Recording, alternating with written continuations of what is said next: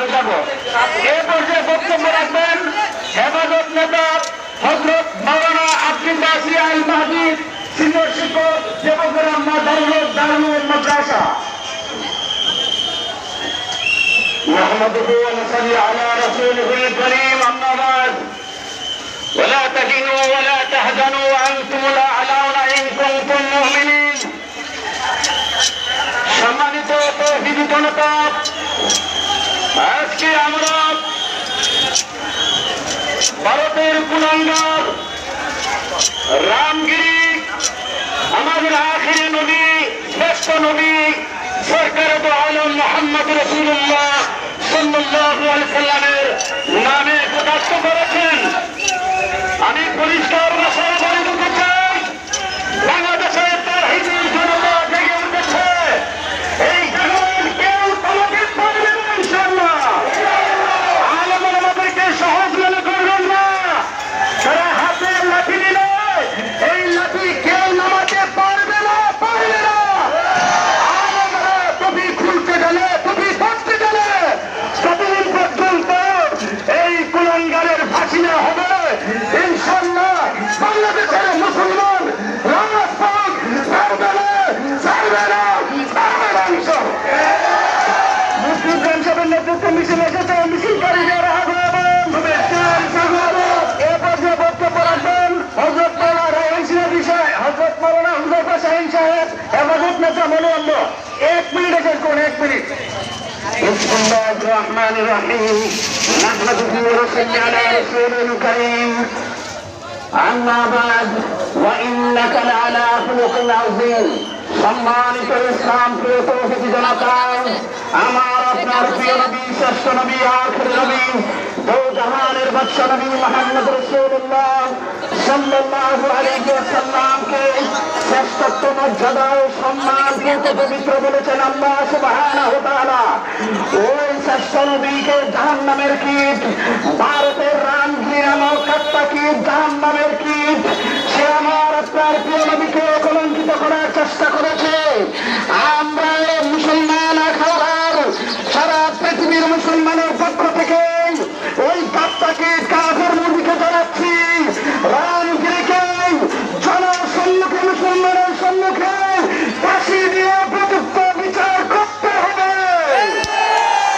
তাই আপনাদের কাছে একটা বিশেষ কথা, আমরা মিছিল কিন্তু মূল প্রোগ্রাম, অত কেউ চলে যাবে না, মিছিল কিন্তু মূল প্রোগ্রাম। এ পর্যায়ে বক্তব্য রাখবেন হযরত মাওলানা হেলালউদ্দিন সাহেব, হেলালউদ্দিন সাহেব মার্কাজ হিন্দু মাদ্রাসার মুতালিম। নাহমাদুহু ওয়া নুসাল্লি আলা রাসূলিল কারীম, আম্মা বা'দ। সংগ্রামী তাওহীদি জনতা, আসলে বিধর্মীরা তারা এখনো বুঝতে ভুল করেছে। আমাদের যে যাতায়াতের রাস্তাটা, মার্কেটের সামন দিক দিয়ে যে যাতায়াতের রাস্তাটা, ফুটপাতের রাস্তাটা ক্লিয়ার রাখার জন্য বিনীতভাবে অনুরোধ করা হচ্ছে। রেল স্টেশনে যাত্রীদের জন্য ফুটপাতের রাস্তাটা আমরা খুলে দিই। প্রিয় বন্ধুরা, আমি বলতে চাই, বিধর্মীরা যারা ইসলামের বিরুদ্ধে কটূক্তি করে, ইসলামের নবীর বিরুদ্ধে কটূক্তি করে, তারা মনে হয় এখনো জানতে ভুল করেছে, এখনো বুঝতে ভুল করেছে যে মুসলমান জাতি এক আল্লাহ ছাড়া কোন অপশক্তিকে ভয় পায় না।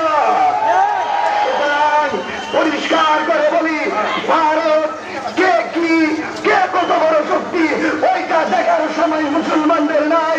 মুসলমানরা নবীর ইজ্জত রক্ষার্থে, ইসলাম রক্ষার্থে নিজের তাজা রক্ত দিয়ে রাজপথে থেকে বিজয় ফিরিয়ে আনতে সকলেই সর্ব অবস্থায় প্রস্তুত আছি। এ পর্যায়ে বক্তব্য রাখবেন হযরত মাওলানা মুফতিউল আমিন হুসাইনি পদ্মা। আসসালামু আলাইকুম ওয়া রাহমাতুল্লাহি ওয়া বারাকাতুহু। সম্মানিত ধর্মপ্রাণ মুসলিম ভাইরা, আমরা জানি আজকে আমরা যে ব্যথায় ব্যতীত হয়ে একত্রিত হয়েছে, এই বাংলাদেশ, ভারত, পাকিস্তান, এই হিন্দুস্তানের জমিন, এটা সাধারণ জমিন নয়। এই মাটিতে পৃথিবীর প্রথম মানুষ, পৃথিবীর প্রথম নবী আদম আলাইহিস সালাম আগমন করেছেন। কিয়ামতের পূর্বে ইসলামের বিজয়ের পতাকা সমস্ত পৃথিবীতে উত্তোলন হওয়ার জন্য দ্রুত হয়ে ঈদ নামাজ যাই আন্দোলন যাই যুদ্ধ শুরু হবে এই হিন্দুস্তান থেকে শুরু হবে। প্রিয় মুসলিম ভাইরা, আমাদের রক্তের দাবি ইমানের দাবি যে আন্দোলন শুরু হয়েছে ইমান রক্ষার আন্দোলন, আমার নবীর ইজ্জত রক্ষার আন্দোলন।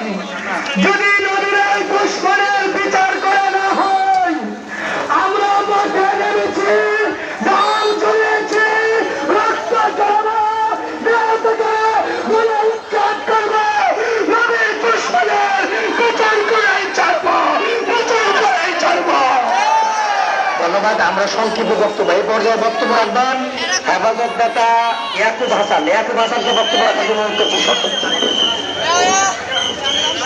হামিদা ওয়া মুসাল্লিয়া ওয়া মুসাল্লিমা আম্মা বাদ। সম্মানিত তাওহীদি জনতা, আমরা জানি আমাদের নবী মুহাম্মদুর রাসূলুল্লাহ সাল্লাল্লাহু আলাইহি ওয়াসাল্লাম মক্কা শহরে জন্মগ্রহণ করেছেন। তার শৈশব, তার কৈশোর, তার যৌবন, তার জীবনের বেশিরভাগ সময় মক্কা শহরে কেটেছে। কিন্তু মক্কা শহরের কোন কাফের মুশরিক কিংবা ইসলাম বিদ্বেষী নবী বিদ্বেষী আল্লাহ রাসূল সাল্লাল্লাহু আলাইহি ওয়াসাল্লামের চরিত্রে কলঙ্ক করে পড়ার দুঃসাহস কখনো দেখায় নাই। কিন্তু দুঃখের সাথে বলতে হয়, বর্তমান সময়ে ভারতের একজন কুলাঙ্গার হিন্দু পুরোহিত রামগিরি মহারাজ সে আমাদের নবী মুহাম্মদুর রাসূলুল্লাহ সাল্লাল্লাহু আলাইহি ওয়াসাল্লামকে অশালীন ভাষায় কটূক্তি করেছে। শুধু তাই নয়, বর্তমান সময়ের গুজরাটের কোষায় নরেন্দ্র মোদীর একজন সাংসদ নীতিশ নারায়ণ সেও যুবরাজকে সে সমর্থন জানিয়েছে। তাই আমরা আজকের এই সমাবেশ থেকে তীব্র নিন্দা জানাচ্ছি, প্রতিবাদ জানাচ্ছি সরকার মহোদয়ের কাছে, অন্তর্বর্তীকালীন সরকারের কাছে আমরা আবেদন জানাবো, আপনি রাষ্ট্রীয়ভাবে তীব্র নিন্দা জানান, তাদেরকে সর্বসম্মুখে জনগণের সম্মুখে ফাঁসির কাজকে ফাঁসি দেওয়ার জন্য আমরা এখান থেকে বিনীত আহ্বান জানাচ্ছি। ওমা আলাইনা ইল্লাল বালাগ। বক্তব্য রাখবেন হযরত মাওলানা মুফতি সাইদুর রহমান সাহেব, সিনিয়র শিক্ষক মহিউস সুন্নাহ মাদ্রাসা। বিসমিল্লাহির রহমানির রহিম। আলহামদুলিল্লাহ, অনেক বক্তব্য হয়েছে। আজকে রাসূলকে নিয়ে কটূক্তি করা হয়।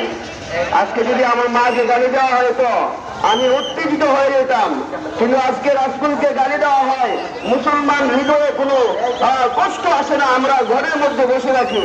বাংলাদেশের মধ্যে যারা সংখ্যালঘু আছে এদেরকে আমরা অত্যন্ত হেফাজতের মধ্যে রাখছি, কিন্তু কেউ যদি আমাদের রাসূলকে নিয়ে কটূক্তি করে তাকে কোনো অবস্থায় ছাড় দেওয়া হবে না। ওমা আলাইনা ইল্লাল বালাগ। এই পর্যায়ে বক্তব্য রাখবেন হযরত মাওলানা মুফতি ইব্রাহিম হুসাইন, প্রিন্সিপাল ইকরা মাদ্রাসা। আলহামদুলিল্লাহ, আমরা এখানে যারা জমায়েত হয়েছি, আজকে লক্ষণীয় উদ্দেশ্য হলো আমরা কিসের জন্য এখানে জমায়েত হয়েছি সবাই আমরা অবগত আছি। আমাদের এখানে আজকে শুধু আলেমদের নয়,